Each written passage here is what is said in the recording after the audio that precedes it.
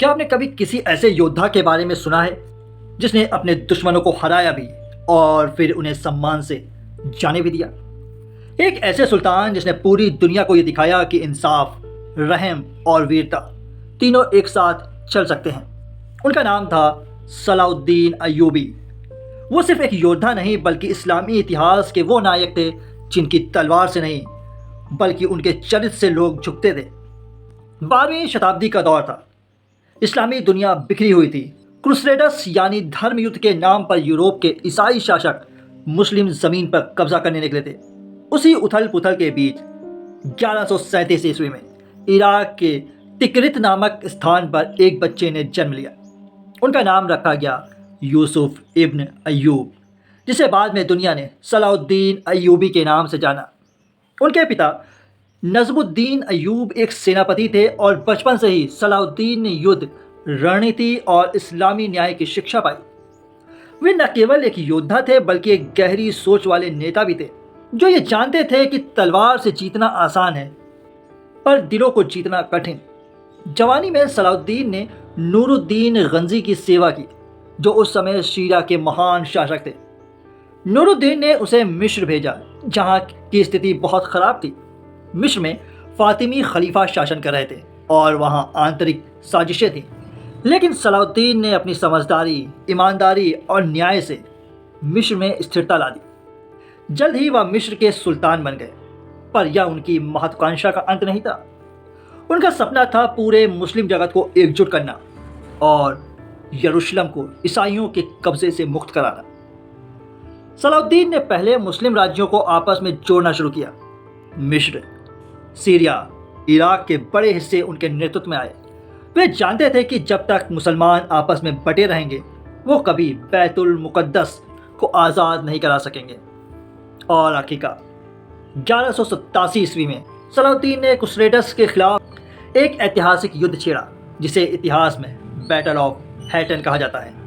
यह युद्ध तबरिया झील के पास हुआ, जहाँ सलाउद्दीन की सेना ने यूरोपीय सैनिकों को घेर लिया। भारी गर्मी, प्यास और सलाउद्दीन की शानदार रणनीति ने क्रूसेडर्स को झुकने पर मजबूर कर दिया। सलाउद्दीन ने ईसाई सेनाओं के प्रमुख रेनॉल्ड ऑफ चैटिलॉन को पकड़ लिया, जो मुसलमानों के काफिलों पर हमला करता था। सलाउद्दीन ने उसे वही सजा दी, लेकिन बाकी कैदियों को उसने सम्मानपूर्वक रिहा कर दिया। और फिर 2 अक्टूबर 1187 को सलाउद्दीन अय्यूबी ने यरूशलेम को आज़ाद कराया। वह दिन इतिहास के पन्नों में सुनहरे अक्षरों में लिखा गया, जब क्रूसेडर्स ने यरूशलेम पर कब्जा किया था। उन्होंने हज़ारों मुसलमानों और यहूदियों का कत्ल किया था, लेकिन जब सलाउद्दीन ने वही शहर जीता तो उसने किसी को भी नुकसान नहीं पहुंचाया। उन्होंने कहा, यह शहर अल्लाह का है और हम इसे उसी के नाम पर इंसाफ और रहम से चलाएंगे। ईसाई और यहूदी सभी को अपने घर लौटने की अनुमति दी गई। जिनके पास जाने के लिए कुछ नहीं था, उन्हें सलाउद्दीन ने अपने खजाने से मदद दी। इतिहास के लेखक कैडबरी ने लिखा है, हमने युद्ध में बहुत से राजे देखे पर सलाउद्दीन जैसा कोई नहीं देखा। दुश्मनों के लिए भी इतना दयालु।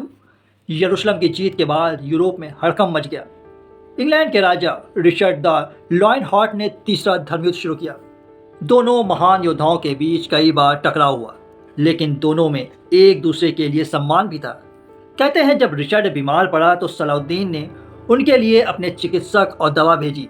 यह था असली इस्लामिक आदर्श, इंसाफ और इंसानियत का प्रतीक। 1193 ईस्वी में दमिश्क यानी सीरिया में ये महान योद्धा दुनिया से रुखसत हुआ। जब उनकी मृत्यु हुई तो उनके खजाने में इतना भी धन नहीं था कि उसे पूरा कफन खरीदा जा सके, क्योंकि उन्होंने अपनी ज़िंदगी लोगों के भले के लिए बिताई थी, न कि धन इकट्ठा करने के लिए। उनकी कब्र पर आज भी यह लिखा है, ये वही सलाउद्दीन है जिन्होंने एक महान साम्राज्य पर राज किया पर अपने साथ दुनिया से कुछ भी नहीं ले गए। सलाउद्दीन अय्यूबी सिर्फ एक नाम नहीं बल्कि एक विचार है, जो हमें सिखाता है कि असली ताकत तलवार में नहीं बल्कि इंसाफ, रहम और एकता में है। वह इस्लामी इतिहास का वह अध्याय है जो आज भी इंसानियत की मिसाल बनकर चमकता है।